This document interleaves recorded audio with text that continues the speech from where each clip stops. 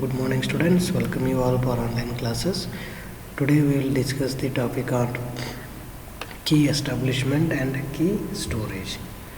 So key establishment, it is the process of getting cryptographic keys to the locations where they will be used. The key does not need to be shared, and the key does not need to be secret, and the key can be established in controlled environment.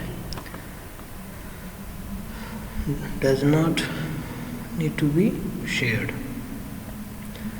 This applies to any keys that can be locally generated and do not need to be transferred anywhere, such as symmetric keys for encrypting data on local machine. Once your key generated, so you no need to share that key, and key does not need to be secret. This applies mainly to public keys. If you are generating public keys, it need not be secret, because cryptographic mechanism is saying that public key is open for all people, but secret key is only open for authorized person. So keys, it will not going to work or protect in secure way. The key can be established in controlled environment. Cryptographic applications, it is possible to establish all the required keys within a controlled environment before the devices containing the keys are deployed. This termed as key pre-distribution.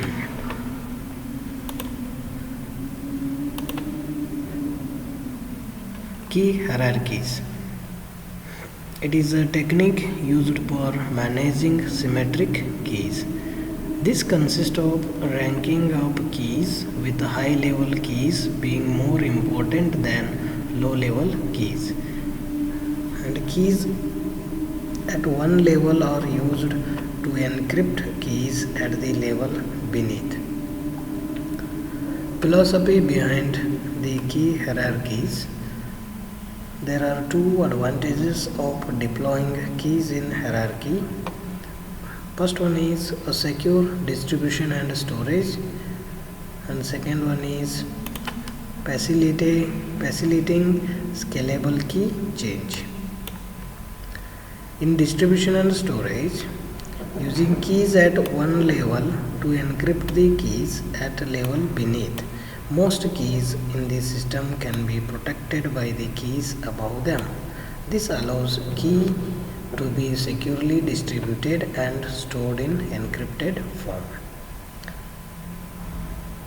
And this facilitating scalable key change. The risk of key being compromised. Keys that are directly used to perform cryptographic computations, such as encryption of transmitted data.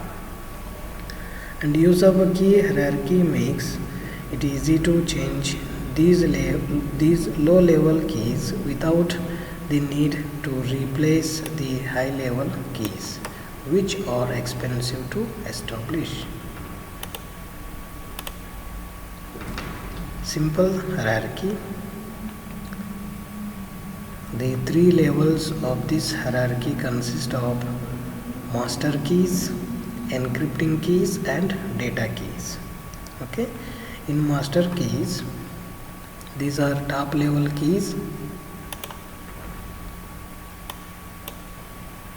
that require careful management.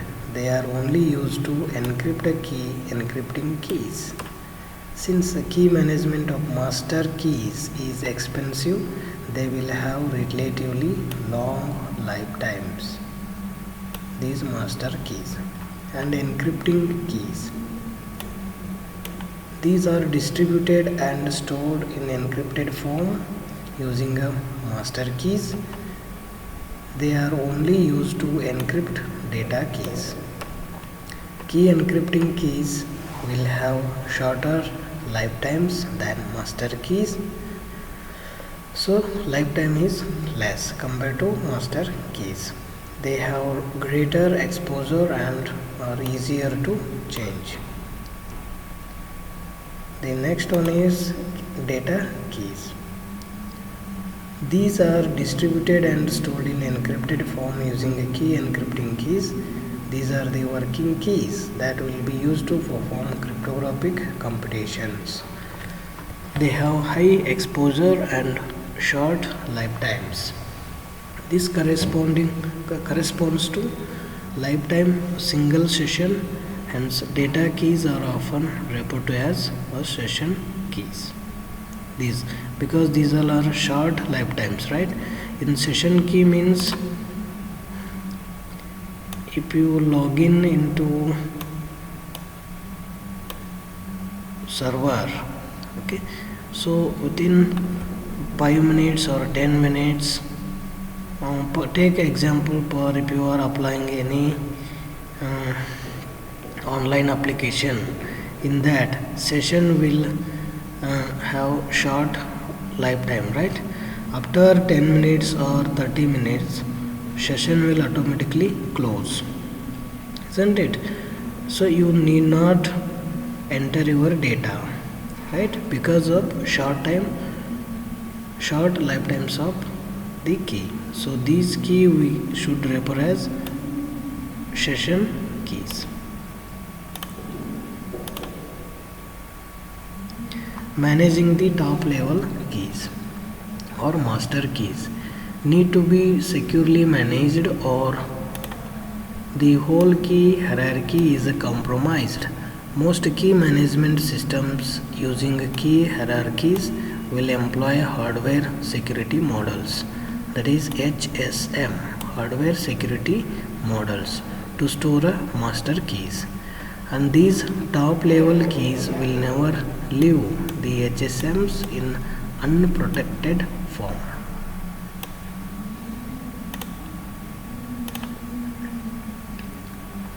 And master keys are commonly generated, established and backed up in component form.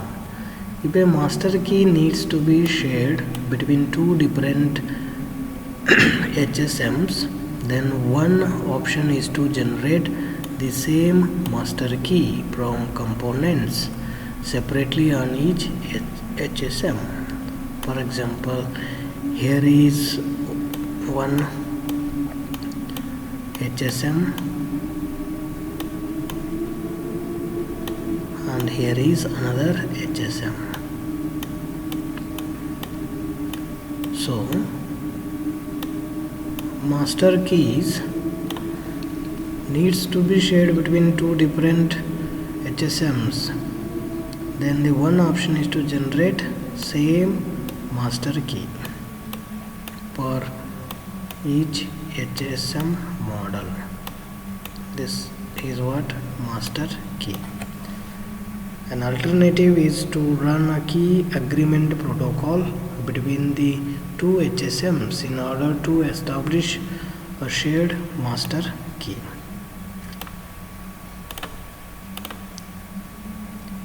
Then scalable key hierarchies. Key hierarchy works for a relatively simple network but quickly becomes unmanageable for large networks.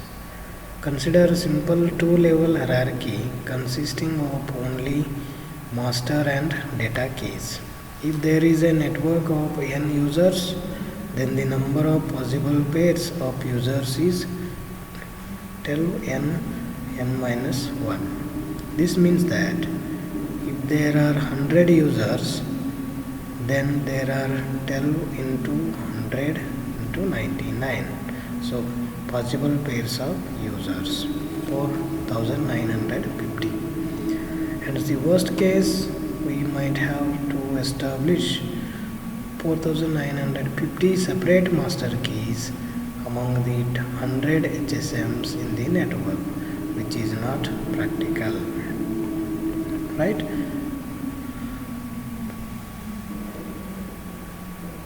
There are two key distribution approaches to acquiring shared keys from KC. Consider a simple scenario. In each case, let us assume that Alice wishes to establish a shared key, that is K, with Bob. Also assume that both Alice and Bob have respectively established master keys KAC and KBC with shared key with KC, and that simple two-level key hierarchy is being employed. The two approaches are key translation and key dispatch.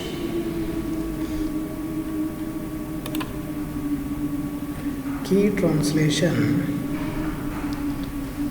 This approach KC simply translates an encrypted key from encryption using one key to encryption using another. In this case, KC is acting as a type of switch. Yeah.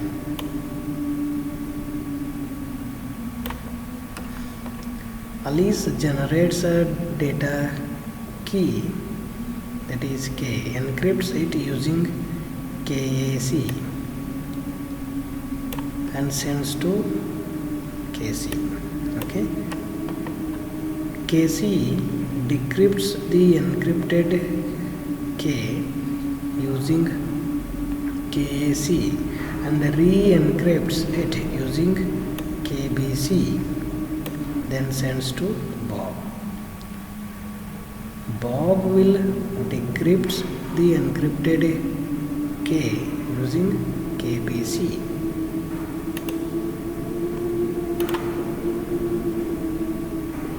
And then key dispatch. In this approach, the KC generates data key and produces two encrypted copies of it, one for each user. The process is depicted in the below figure here. KC generates data key K, encrypts one copy of it using KAC and another copy it using KBC. Here KAC and KBC. Alice decrypts the first copy using KAC and sends the other copy to Bob. Bob decrypts the second copy using KBC.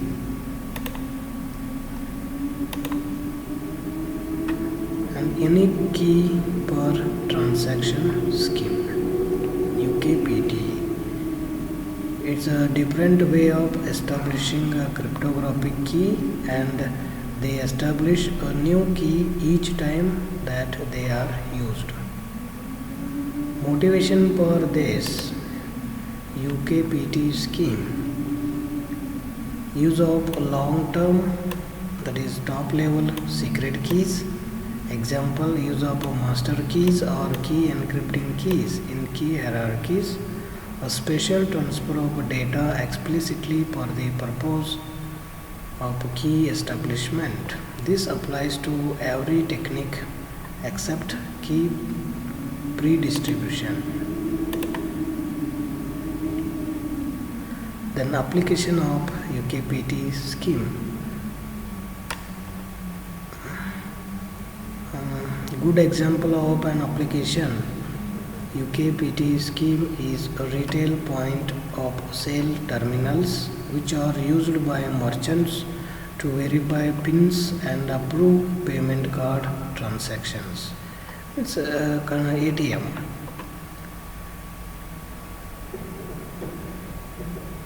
The advantages of UKPT scheme: terminals have limited security controls since they must be cheap enough to deploy widely. and transaction should be processed speedily to avoid delays. Hence, efficiency is important, and terminals may be managed and operated by unskilled staff. Hence, full automation of the key establishment process is necessity. Example of UKPT schemes: operating between merchant terminal and a host. In case a bank or card payment server, the terminal maintains a key register which is essentially running key that will be updated after every transaction. Take example for this is ATM card.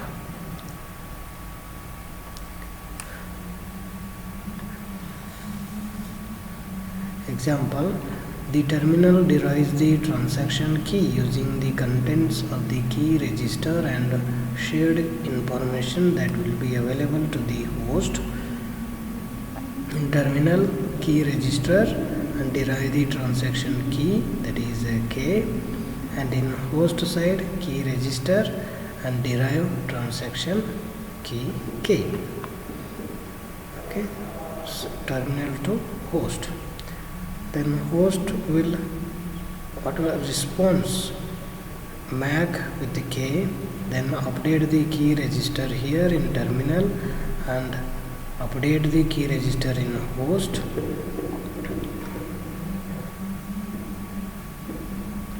The terminal sends request message to the host, that is transaction key is used to compute a MAC on the request message. Here, the host derives the transaction key and the host validates the MAC on the request message. The host sends response message to the terminal. The transaction key is used to compute a MAC on the response message. Then terminal validates the MAC on the response message and after updates the contents of the key register. Then key storage.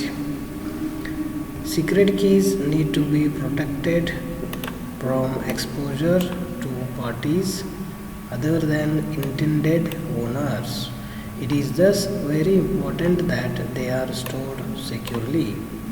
So, avoiding key storage. Why should we avoid key storage? The best solution of all would be not to store cryptographic keys anywhere and just generate them on the fly whenever they are required. No need to store a key.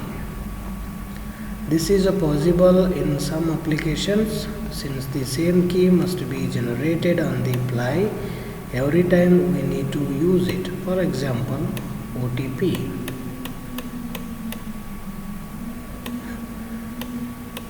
For one transaction you will get the OTP different, right? Say for example 123 is your OTP. After transaction money, then again if you want to perform the transaction, OTP number will change, that is 456, right? So this is what we can say, avoiding the key storage. OTP will act as a key, right?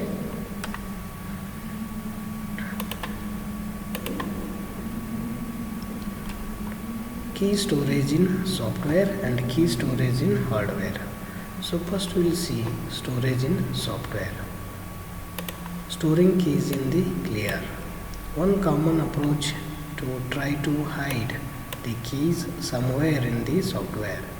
This is security by obscurity, which is always dangerous since it relies on the hider or key being smarter than any attacker. The developer who designs the software will know where the keys are. So, there is at least one potential attacker out there who knows where to look for the keys. Assuming the hidden keys are specific to different versions of the software, an attacker who obtains two versions of the software could compare them.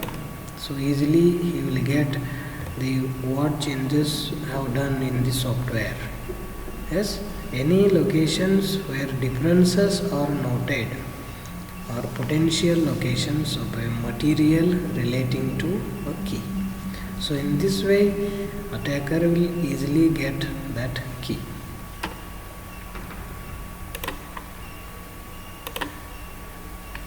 Storing keys using cryptography. Encrypt it with at another key. So where do we store this key? And generate it on the fly, for example OTP. It is often utilized for applications where hardware-based solution is not variable. Store it in hardware. This is probably the most common approach, but obviously requires access to suitable hardware device. Means upgraded hardware device is required. Store it in component form.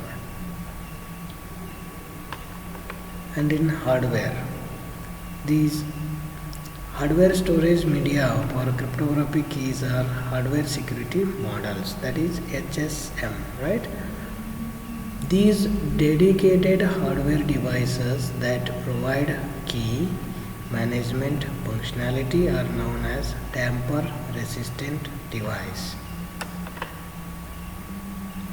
HSM also can perform bulk cryptographic operations, often at a high speed, and HSM can either be peripheral or can be incorporated into more general purpose device such as point of sale terminal.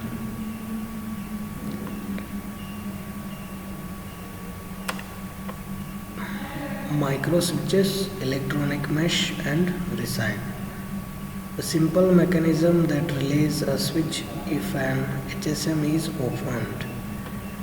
A fine gauge electronic mesh that can be attached to the inside of HSM case.